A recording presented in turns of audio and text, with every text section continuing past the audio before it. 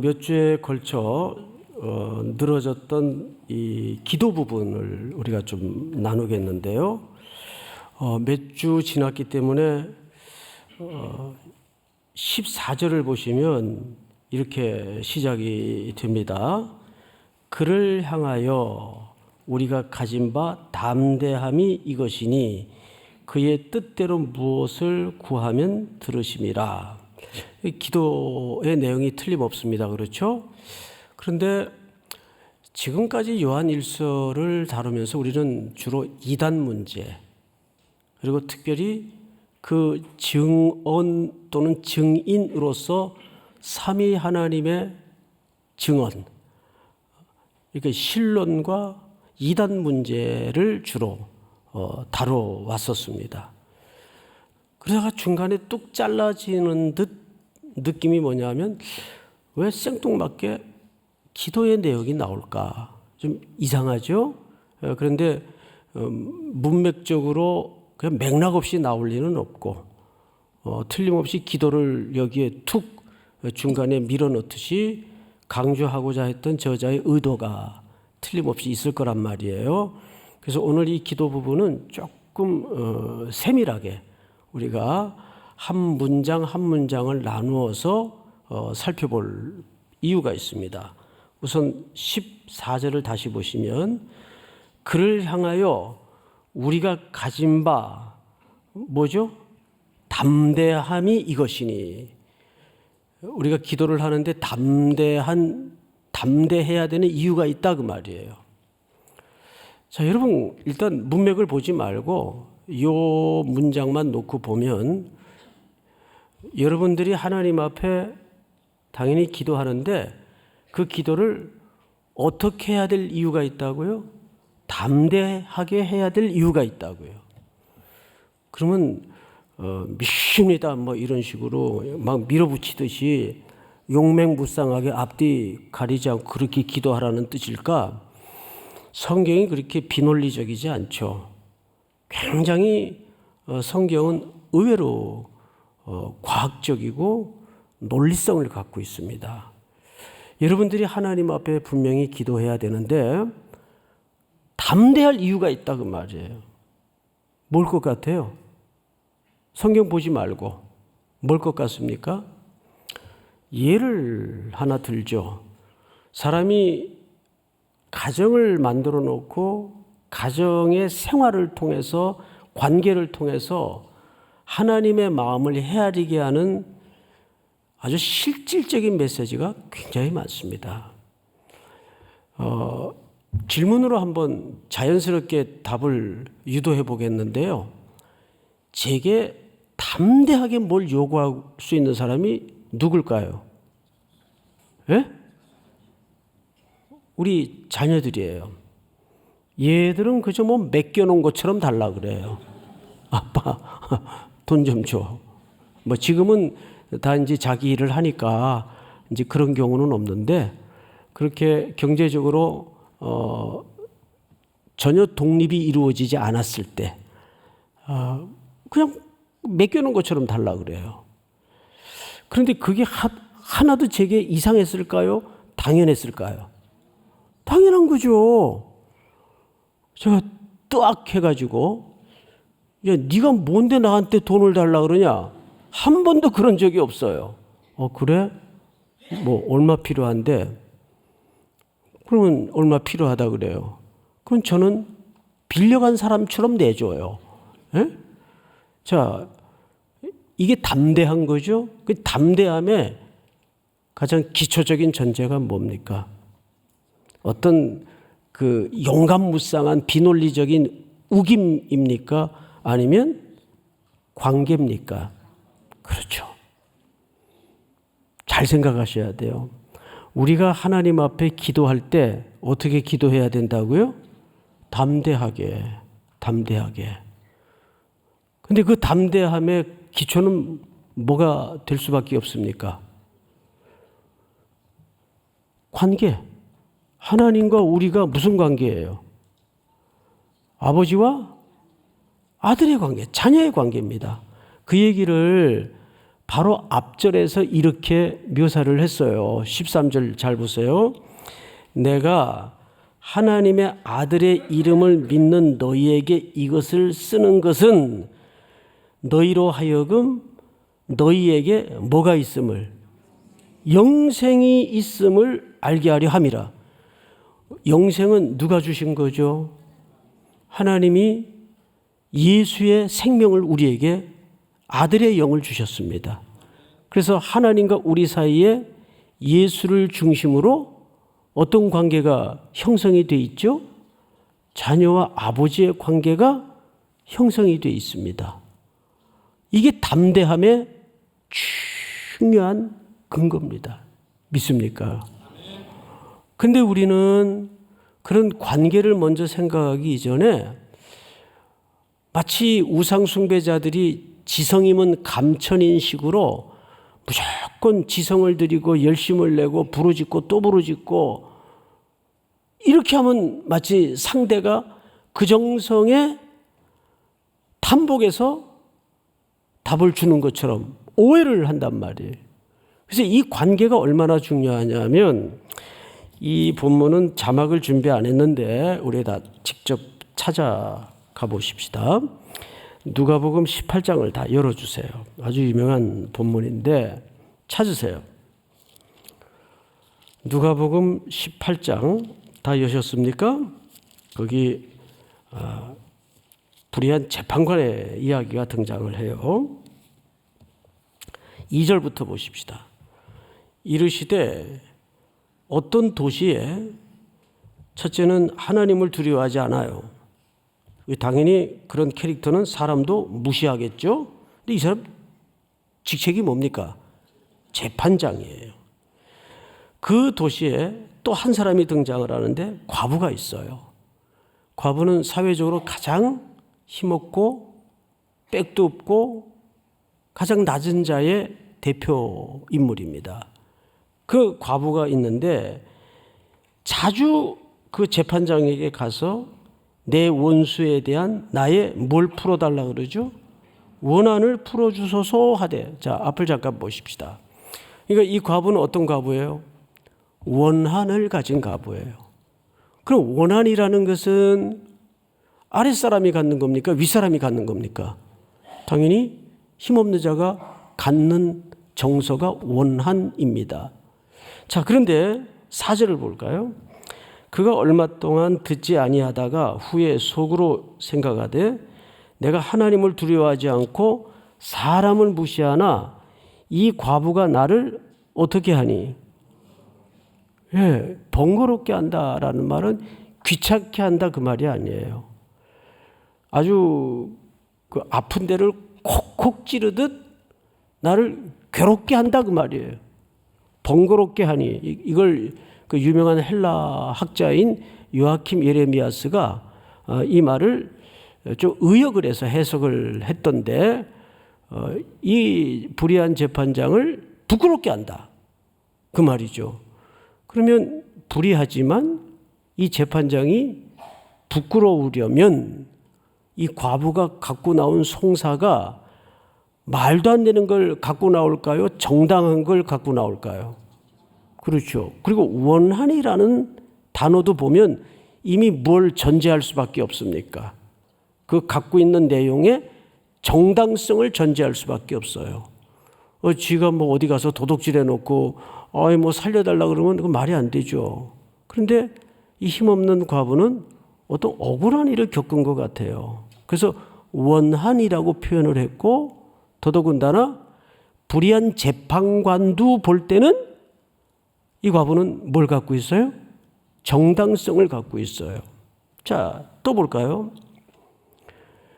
그렇지 않으면 이 과부가 나를 번거롭게 하니 내가 그 원한을 풀어주리라.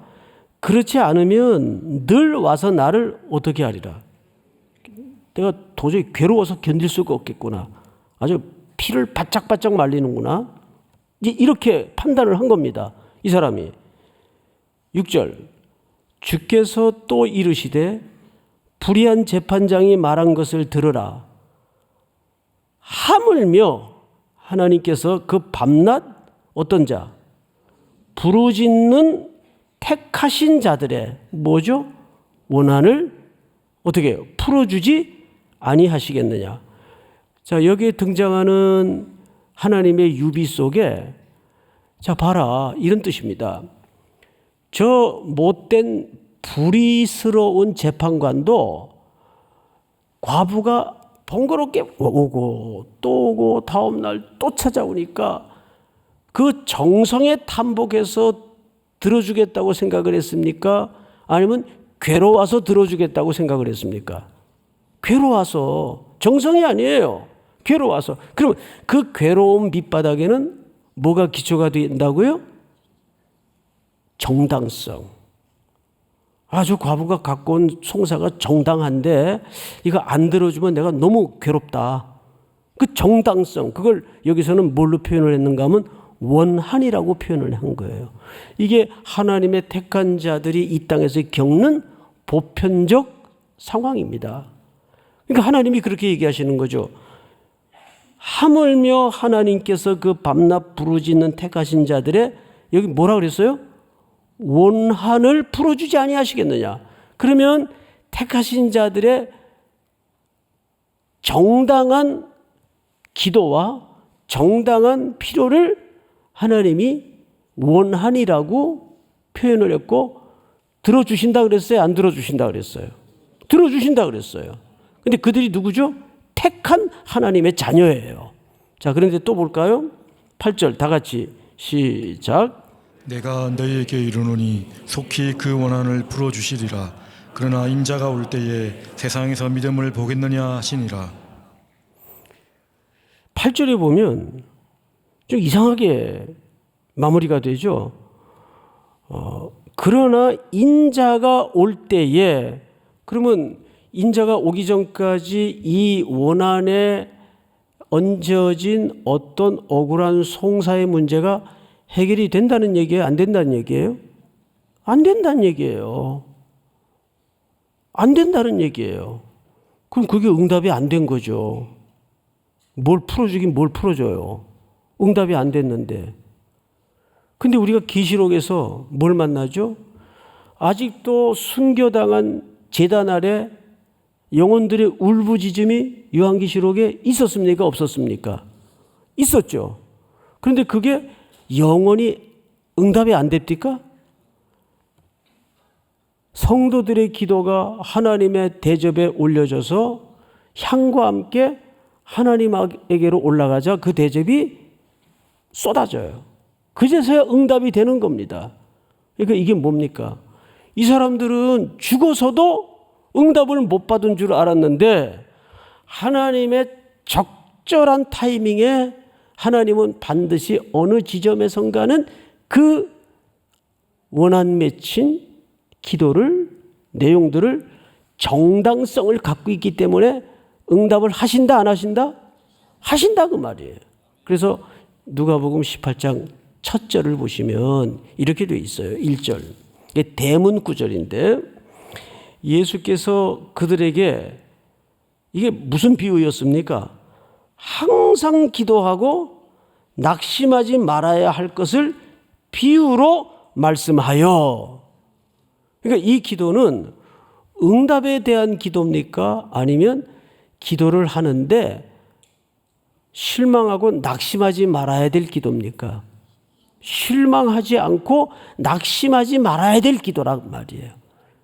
왜? 우리가 기도했던 내용들이 우리가 눈뜨고 살아있는 동안 응답이 안 될 수도 있다.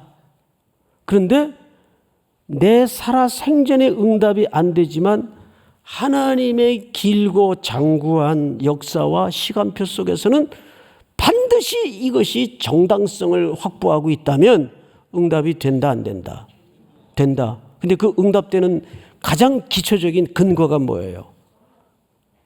정당성뿐만 아니라 하나님의 택한 자녀들이라는데 그 이유가 있는 겁니다.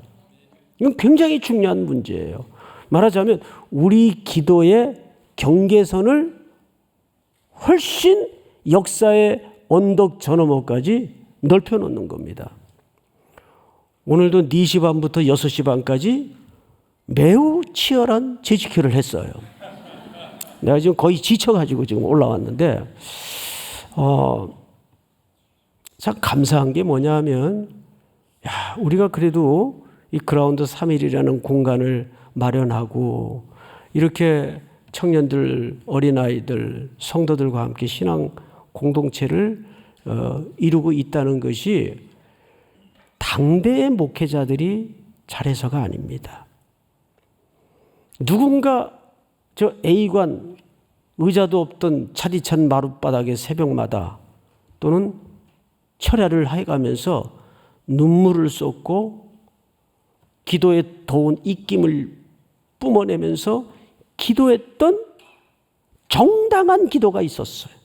이 조국 교회와 조국의 다음 세대를 위해서 선배들이 마룻바닥에서 힘있게 기도했던 그 뜨거운 정당한 기도가 있었어요. 그 사람들이 다 하나님의 자녀들 아니에요. 그 열매를 우리는 지금 보고 있는 거예요. 믿습니까? 근데 그 사람들 다 지금 있어요, 없어요? 어디 있어요, 어디? 다 지금 소천하시고 하나님 나라 가시고, 예? 지금 3.1교회 몇 분 안 계세요? 몇 분 안 남았어요, 이제. 여러분, 오늘이 무슨 날인지 아세요? 예? 맥주감사절 주일이라고요? 제가 7월 첫 주에 부임을 했습니다. 뭐 알아달라는 말이 아니에요. 아이고, 제가 오늘 아침에 눈을 떠서 헤아려 보니까 7월 첫 주에 부임해서 그 다음날 제주 선교 갔더라고요. 무슨 정신에 갔는지 모르겠어요. 12년 시간이 흘렀네요. 돌아보면 정말 저는 그냥 그 자리에 서 있었을 뿐이지 하나님이 여기까지 인도하셨더라고요. 하나님이.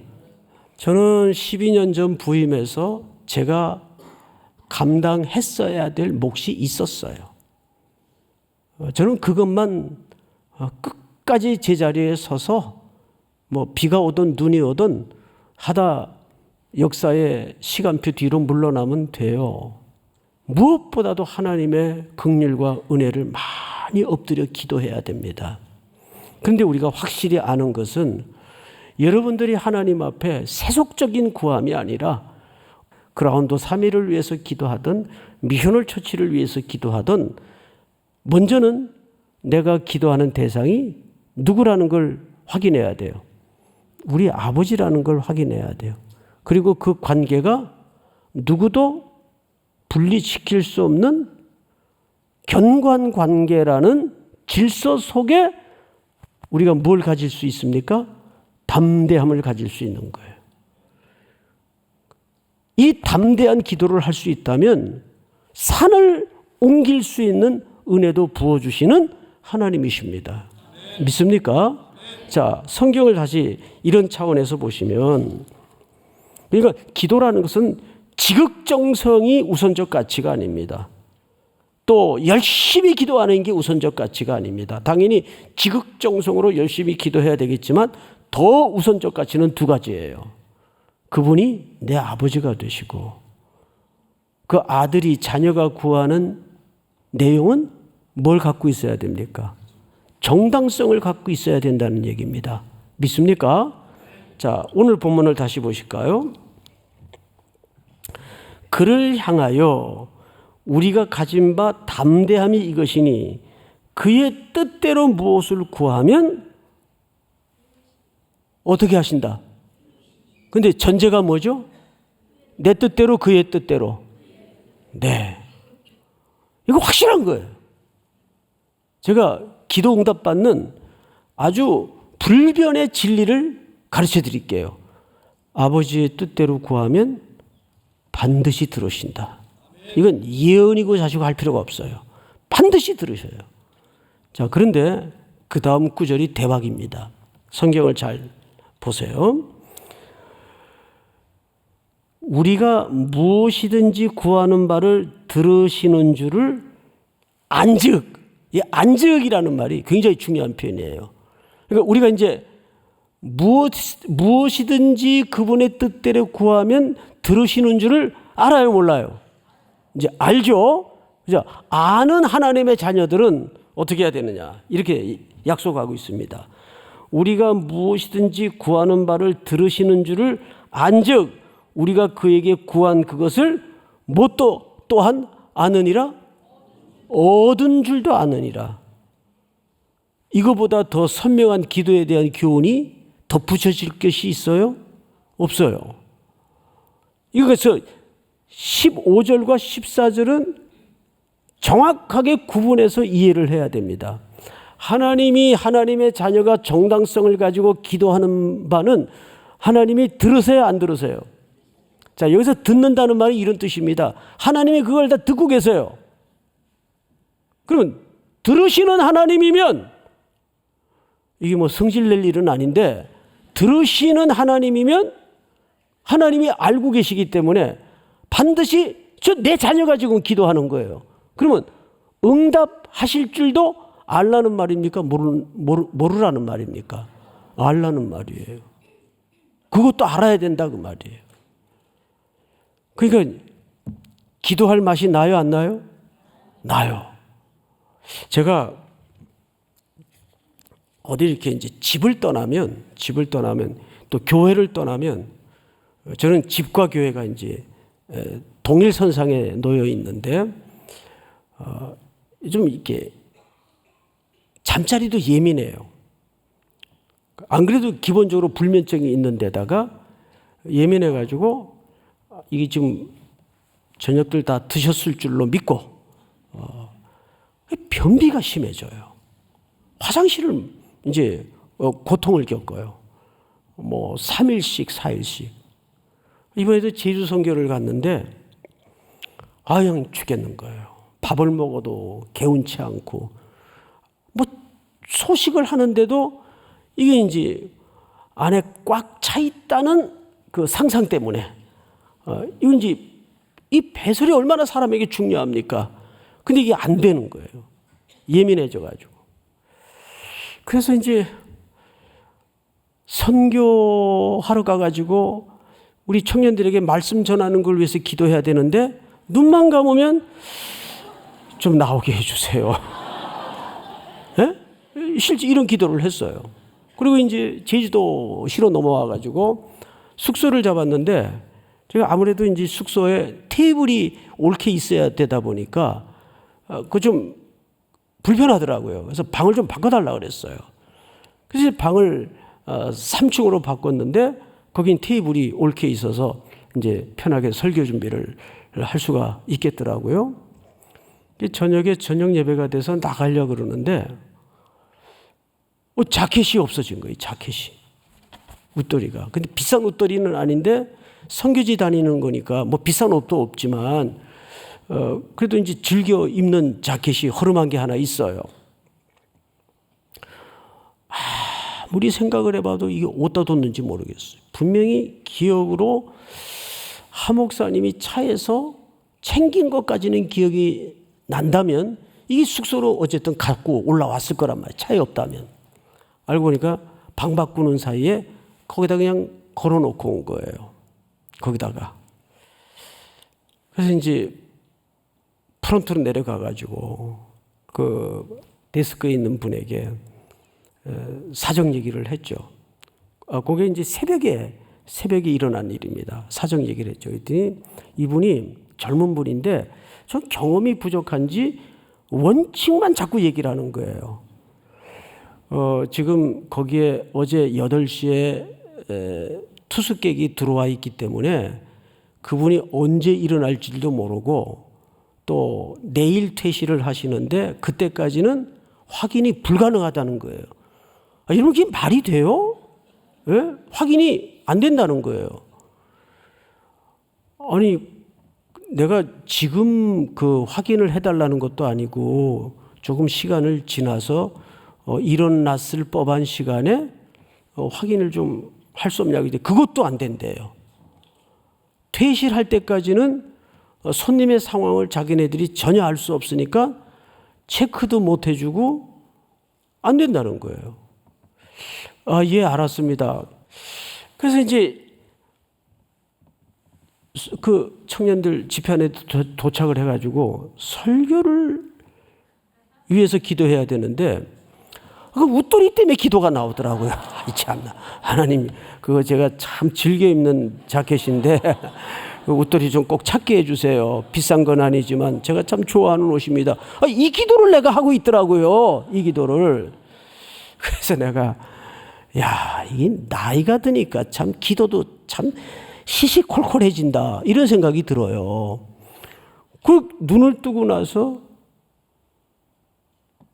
한 5분 있다가 한 목사님이 웃돌이를 들고 들어오는 거예요. 그 집회 장소로. 이거 어떻게 찾았어요? 그랬더니 나중에 얘기할게. 나중에 이제 집회가 시작이 돼야 되니까. 집회 끝나고 차에서 돌아가는데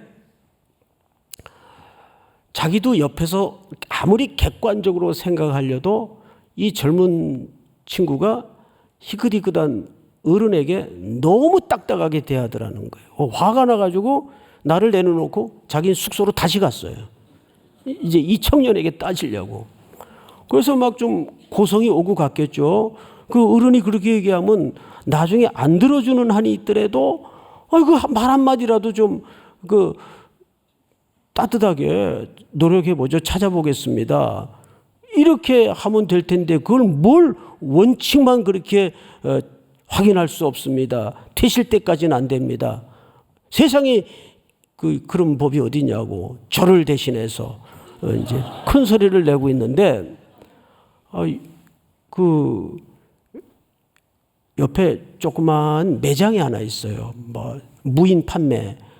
거기에 어떤 50대쯤 보이는 남자가 내려오다가 뭐 큰 소리로 웃돌이 뭐 어쩌고 하니까 이 양반이 내 방에 웃돌이가 걸려 있다고 그 소리를 듣고 와서 그러더래요. 그러니까 제가 나온 방 바꾼 그 방에 어젯밤 8시에 투숙한 분이에요. 밤새 자다가 아침에 목이 말라서 물을 사러 내려왔다가 웃돌이 얘기 듣고 그분이 찾아온 거예요. 그래서 그 웃돌이를 얼른 올라가서 아이고 이 진작 돌려드렸어야 되는데 죄송하다고 그러고 이제 한 목사님이 웃돌이를 들고 이제 숙소로 집회 장소로 바로 오신 거예요. 그래서 반소매 입고 이제 올라가야지. 근데 그 공간이 굉장히 에어컨이 너무 잘 돼가지고 추워요. 집회 장소가. 그래서 그 자켓을 입고 올라가서 정말 편안하고 따뜻한 마음으로 집회를 길게 했습니다. 길게. 그래서 제가 돌아 나오면서 이제 그랬네요. 이게 나이가 드니까 잃어버리는 것도 많지만 기도도 굉장히 자질구레해진다. 뭐 목사가 선교지에 와가지고 웃돌이 찾아달라고 기도하고 뭐 변비 좀 낫게 해달라고 기도하고 실제 어떤 때는 어느 분이 그러시더라고요. 목사님 나는 다른 기도 필요 없어요. 그저 내 발로 걸어서 계단만 올라가게 해도 너무 감사하겠어요. 자, 근데 이게 정말 자질구레한 기도일까요? 그렇지 않아요. 제가 항상 기도를 말씀드릴 때 강조하지만 여러분 기도라는 것은 자질구레하게 기도하는 게 진짜입니다. 우리 자녀들이 부모한테 뭔가를 요구를 할 때 엄청난 것만 요구합니까? 그렇지 않거든요. 뭐 심지어는 발톱 좀 깎아달라, 뭐 해달라, 귀 좀 파달라. 근데 이런 관계가 누구 때문에 가능한 거죠? 자식이니까. 자식이니까 부모에게 귀지 후벼달라고 그러고 발톱 깎아달라고 그러고 그리고 아예 누워요. 그냥 발 들이밀고. 그런데 하나님은 여러분들에게 그런 호흡을 사실 기뻐하세요. 근데 된통 이제 어딘가 얻어 터져가지고 막 만신창이가 돼서 오는 것도 하나님이 기뻐하시지만 늘 일상 속에서 하나님과 친밀감을 가질 때, 그래서 오스기니스라는 소명을 쓴 유명한 신학자가 있는데 그분이 주일을, 여러분 보통 주일은 구약에 뭐였죠? 안식일이었어요. 샤바트, 안식일이었어요. 안식일이라는 것은 단순한 휴식이 아니고 6일의 창조를 마무리하시고 7일째 안식하셨다는 말은 하나님의 완전함을 선포하는 날입니다. 하나님의 창조는 더 이상 손댈 것 없이 완전하셨습니다. 그래서 그날은 어떤 날로 재해석돼야 되냐 하면 하나님을 기억하고 우리는 그분의 피조물인 것을 기억하는, 오스기니스는 그걸 이렇게 표현하더군요. 시간의 창문이다. 창문이라는 것은 시작의 공간이거든요. 시작의 장면이거든요. 그러니까 우리가 이 긴 시간을 살아내면서 하나님 앞에 이 주일은 뭐 하는 시간일까요? 창문 같은 시간이에요. 이 시간에 그래서 안식일을 거룩히 지켜라 그래요. 거룩이라는 말이 뭡니까? 거룩이라는 말은 어려운 개념이 아니고 하나님께 집중하라 그 뜻이에요. 그러면 가장 리얼하게 현실적으로 하나님을 향하여 집중하는 것은 기도일 수밖에 없습니다. 기도 외에는 하나님께 우리가 집중할 수가 없어요. 믿습니까? 이제 특세를 마친 다음에 또 이어지는 또 선교의 일정을 통해서 우리가 얼마나 기도해야 될 소소한 일들이 많습니까? 오고 가는 과정이 만만치 않아요. 1000여 명이 넘는 사람들이 비행기를 타고 버스를 이용해서 왔다 갔다 하는 게 정말 기적이에요. 매번 겪지만 이제 내일이면 방한석의 팀들이 또 100명 넘게 우리 영동 선교팀과 합류를 하게 되는데 서로 다른 문화권에서 또 오던 사람들이 오는 경우도 있지만 처음 한국 땅을 밟은 분들 가운데 몇 년 전에는 대원 중에 한 분이 또 숙소에서 숨을 거둬가지고 난리가 났던 적이 있어요. 그래서 그걸 결국 우리 3.1교회가 다 장례까지 치르고 또 대만에 가서 그 부모들을 위로하고, 물론 우리의 실수는 아니지만 어쨌든 이 일정 속에 일어난 일이었기 때문에, 그리고 또 고속도로에서 버스가 추돌이 돼가지고 대만의 친구들이 다치기도 하고 이런 일들이 간간히 있습니다. 그래서 우리가 엄청난 것도 기도해야 되겠지만 아주 디테일한 문제까지 기도해야 되는데 어떻게 기도해야 돼요? 담대하게. 그 담대한 근거는 뭡니까? 자녀이기 때문에 자세하게 간구하는 저와 여러분들이 될 수 있기를 축원하고 축복합니다. 우리 다 일어나십시다. 원하고 바라고 기도해.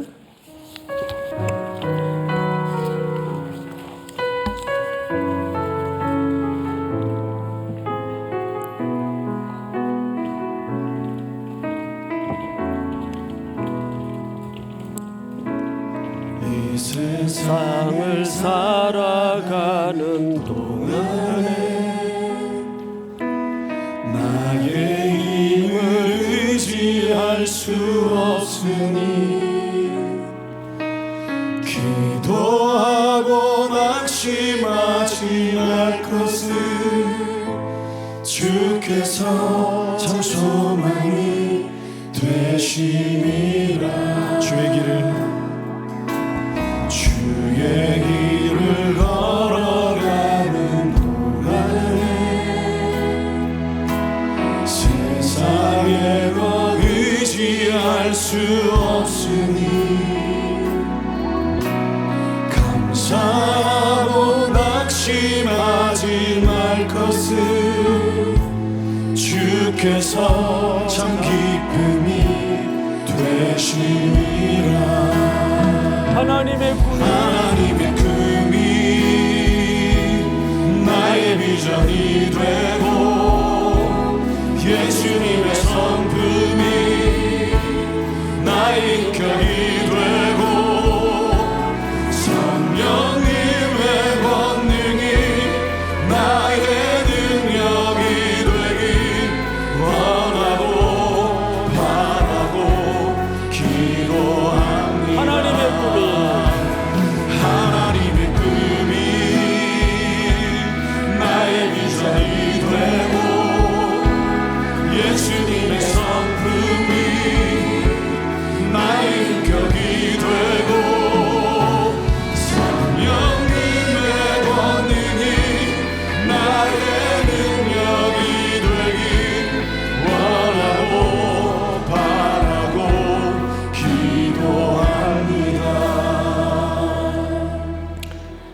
사랑하시는 하나님 아버지,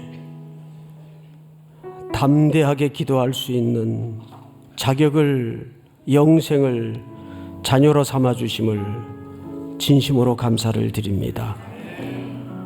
위대하고 놀라운 제목도 당연히 구해야 되겠지만 아주 시시콜콜한 작은 문제에 이르기까지 하나님과 깊은 스킨십을 가지고 자질구레한 것까지 하나님의 은혜를 구할 줄 아는 3일의 성도들이 될 수 있도록 도와주시고, 무엇보다 하나님의 뜻대로 하나님의 마음에 합한 정당한 내용으로 강구하는 지혜를 성령님께서 가르쳐 주시고 이끌어 인도하여 주시옵소서. 귀경 중에 있는 우리 1100명의 선교대원들 일일이 인도하시고 집에까지 무사히 잘 귀가할 수 있도록 함께하여 주시옵소서. 오늘 이른 아침부터 주차로, 주방으로 여러 가지 모양 저 모양으로 애쓰고 수고한 선교대원들과 모든 봉사 집사님들 한 분 한 분을 기억해 주시며, 오늘도 우리가 한 주를 시작하며 이 시간의 창문의 첫 출발지에서 남은 6일의 삶도 우리의 난로가 아닌 주일로 살아내는 은혜를 누리게 하여 주시옵소서. 지금은 우리 구주 예수 그리스도의 은혜와 하나님 아버지의 사랑과 성령님의 교통하심이 머리 숙여 경배를 드리는 사랑하고 사랑하는 귀한 3일의 성도들, 해외, 국내, 멀리 출타해 있는 가족들, 복중의 생명까지 영원토록 함께 있을지어다. 아멘.